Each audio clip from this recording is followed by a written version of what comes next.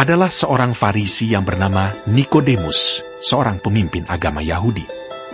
Ia datang pada waktu malam kepada Yesus dan berkata, Rabi, kami tahu bahwa engkau datang sebagai guru yang diutus Allah. Sebab tidak ada seorang pun yang dapat mengadakan tanda-tanda yang engkau adakan itu, jika Allah tidak menyertainya. Yesus menjawab, katanya, Aku berkata kepadamu, sesungguhnya, jika seorang tidak dilahirkan kembali, ia tidak dapat melihat kerajaan Allah.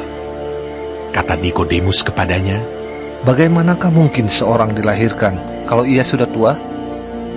Dapatkah ia masuk kembali ke dalam rahim ibunya dan dilahirkan lagi?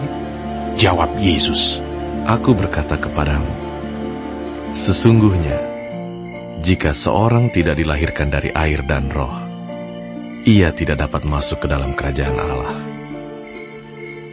Apa yang dilahirkan dari daging adalah daging, dan apa yang dilahirkan dari roh adalah roh. Janganlah engkau heran, karena aku berkata kepadamu, kamu harus dilahirkan kembali. Angin bertiup kemana ia mau, dan engkau mendengar bunyinya. Tetapi engkau tidak tahu dari mana ia datang, atau kemana ia pergi. Demikianlah halnya dengan tiap-tiap orang yang lahir dari roh. Nikodemus menjawab, katanya, Bagaimanakah mungkin hal itu terjadi? Jawab Yesus, Engkau adalah pengajar Israel, dan engkau tidak mengerti hal-hal itu. Aku berkata kepadamu, sesungguhnya kami berkata-kata tentang apa yang kami ketahui, dan kami bersaksi tentang apa yang kami lihat, tetapi kamu tidak menerima kesaksian kami. Kamu tidak percaya waktu aku berkata-kata dengan kamu tentang hal-hal duniawi. Bagaimana kamu akan percaya kalau aku berkata-kata dengan kamu tentang hal-hal surgawi? Tidak ada seorang pun yang telah naik ke surga, selain daripada Dia yang telah turun dari surga, yaitu Anak Manusia. Dan sama seperti Musa meninggikan ular di padang gurun, demikian juga Anak Manusia harus ditinggikan, supaya setiap orang yang percaya kepadanya beroleh hidup yang kekal. Karena begitu besar kasih Allah akan dunia ini, sehingga Ia telah mengaruniakan anaknya yang tunggal, supaya setiap orang yang percaya kepadanya tidak binasa, melainkan beroleh hidup yang kekal. Sebab Allah mengutus anaknya ke dalam dunia, bukan untuk menghakimi dunia, melainkan untuk menyelamatkannya oleh Dia. Barang siapa percaya kepadanya, ia tidak akan dihukum.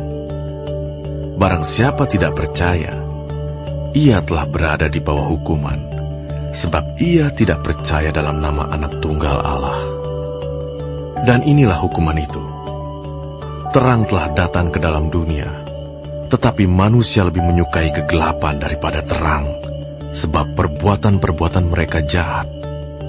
Sebab barang siapa berbuat jahat, membenci terang, dan tidak datang kepada terang itu, supaya perbuatan-perbuatannya yang jahat itu tidak nampak. Tetapi barang siapa melakukan yang benar, ia datang kepada terang, supaya menjadi nyata bahwa perbuatan-perbuatannya dilakukan dalam Allah. Sesudah itu, Yesus pergi dengan murid-muridnya ke tanah Yudea, dan Ia diam di sana bersama-sama mereka dan membaptis. Akan tetapi Yohanes pun membaptis juga di Ainon dekat Salim, sebab di situ banyak air, dan orang-orang datang ke situ untuk dibaptis. Sebab pada waktu itu Yohanes belum dimasukkan ke dalam penjara. Maka timbullah perselisihan di antara murid-murid Yohanes dengan seorang Yahudi tentang penyucian.